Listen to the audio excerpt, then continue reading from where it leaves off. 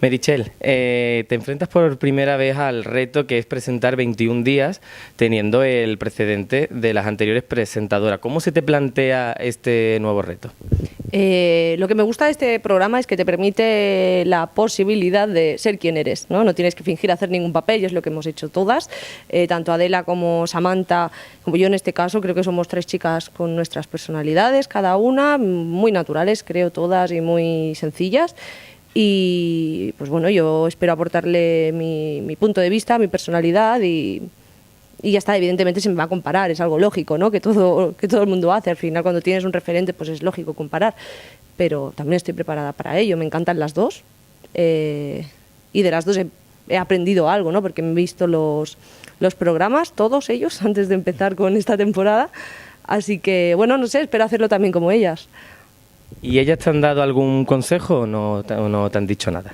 Sí, hablé con Adela por Twitter, me envió un mensajito de apoyo, y con Samantha sí que he tenido la oportunidad de hablar alguna vez, hemos coincidido en Madrid, y sí, me ha dado consejitos, me ha dicho que muchísimo ánimo, que es un formato súper chulo, que lo tengo que disfrutar, que me olvide de las cámaras, que viva la experiencia realmente desde dentro, que cuando la vives de verdad es cuando mejor la puedes contar.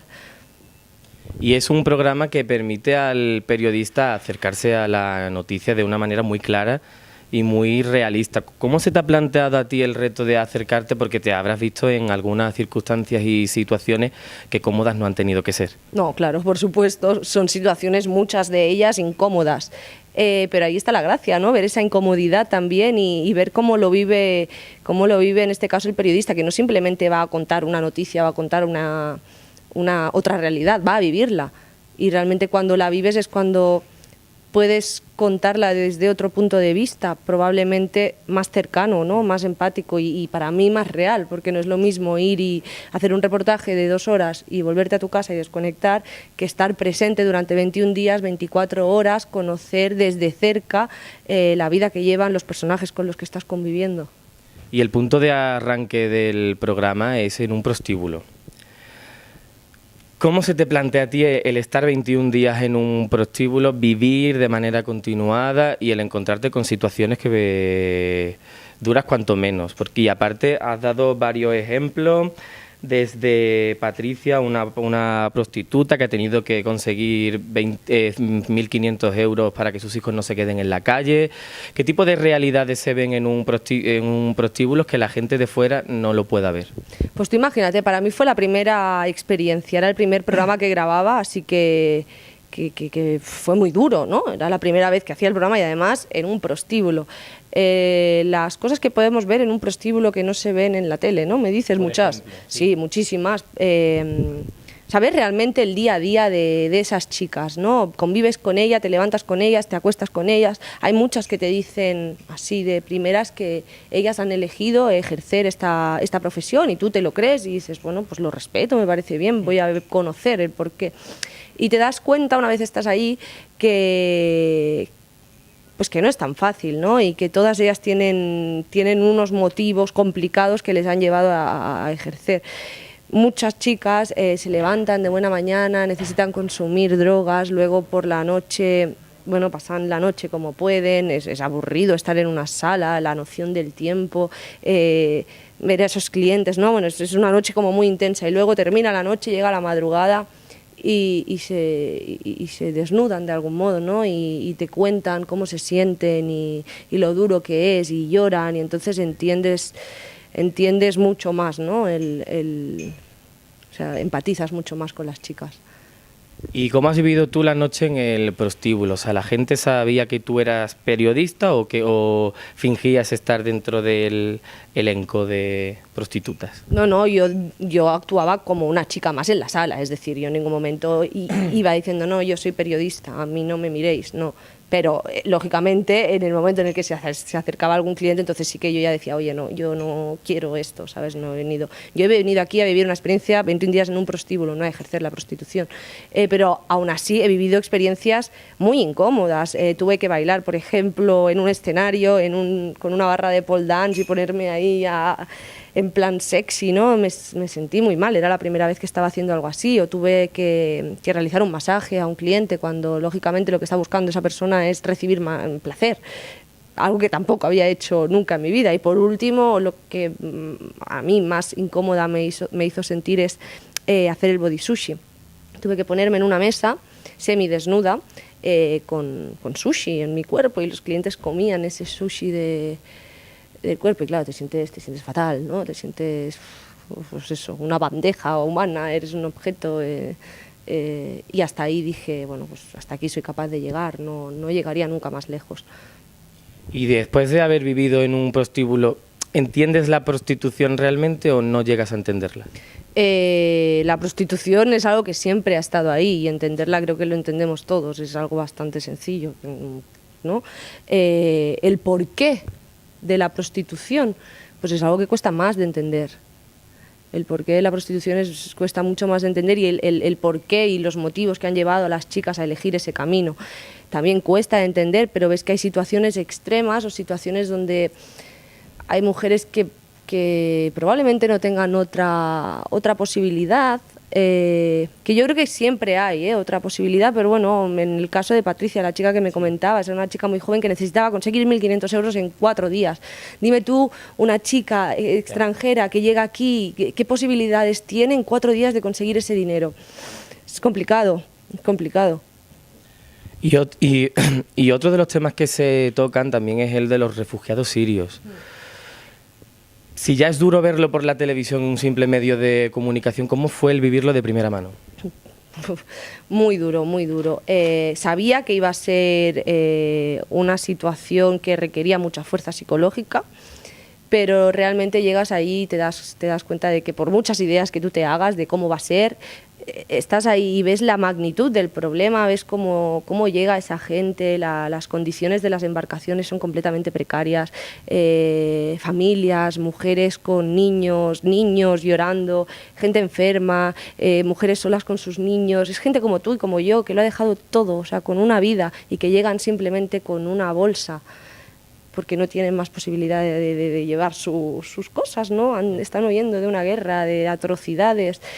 Y es muy duro, muy duro, muy duro. Y bueno, estás trabajando con gente, realmente está haciendo un trabajo admirable, ¿no? Yo estuve, por ejemplo, trabajando al principio con voluntarios, bomberos, socorristas, voluntarios independientes, y luego hicimos un poquito la ruta, ¿no? Es desde Lesbos hasta Colonia, que no termina, ¿no? La experiencia una vez llegan a Lesbos, o sea, les queda todavía un largo camino por recorrer y tampoco es sencillo. Entonces, bueno, yo sobre todo me gustaría que este programa en concreto ayudara a concienciar un poquito más a la gente, a que seamos más humanos, porque hemos perdido lo más importante, ¿no? Que es esa humanidad, cómo estamos permitiendo que esto pase y cómo estamos permitiendo que lo vemos un ratito en los informativos y giramos la cabeza y nos olvidamos de algo realmente grave. Y uno de los momentos que tú has dicho que te han resultado a ti como de mayor crudeza y de mayor dureza es cuando estabas en el ferry y te creías que era un bulto en el suelo de la embarcación y no era un bulto sino que era una persona. Pues tú imagínate cómo están.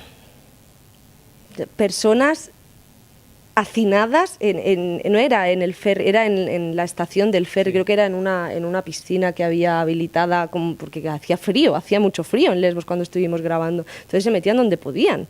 Es que no, entonces si no fuera por esos voluntarios que les llevan chaquetas, que a veces incluso yo me planteaba, ¿será suficiente lo que estamos haciendo? Porque claro, hay miles y miles y miles y miles de refugiados y yo estoy poniendo a lo mejor 20 bufandas.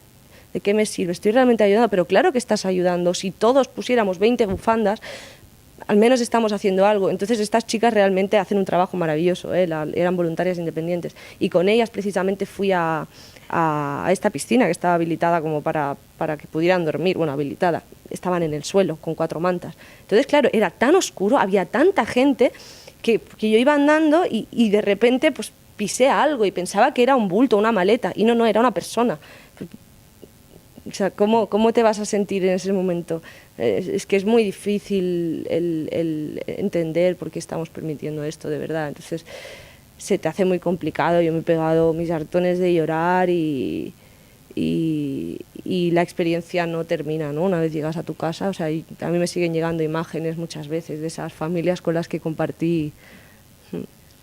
¿Y crees que los medios de comunicación no le dan la suficiente importancia al conflicto? Por supuesto. No le dan la suficiente importancia ni los medios de comunicación ni nadie. Realmente no estamos lo suficientemente sensibilizados y es una vergüenza. O sea, ahora mismo a mí me da vergüenza ser europea. Y cambiando un poco de tema para suavizar un poco, porque llorando aquí, y además que tenemos una temporada muy chula y programas también exactamente, te has infiltrado con los ultraortodoxos. Cuéntanos un poquito cómo es esa experiencia de meterte en una realidad y en una religión tan cerrada, tan conservadora, que realmente no es muy accesible, sobre todo para un perfil femenino, además. Totalmente.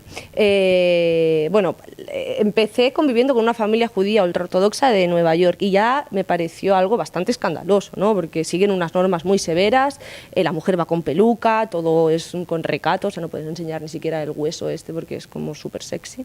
Entonces, bueno, son muchas normas, ¿no? Y te tienes que adaptar a ellas y las tienes que cumplir, entonces es muy fácil pecar. Yo decía, bueno, seguro que en algún momento u otro peco, porque ¿cómo voy a recordar yo 613 normas?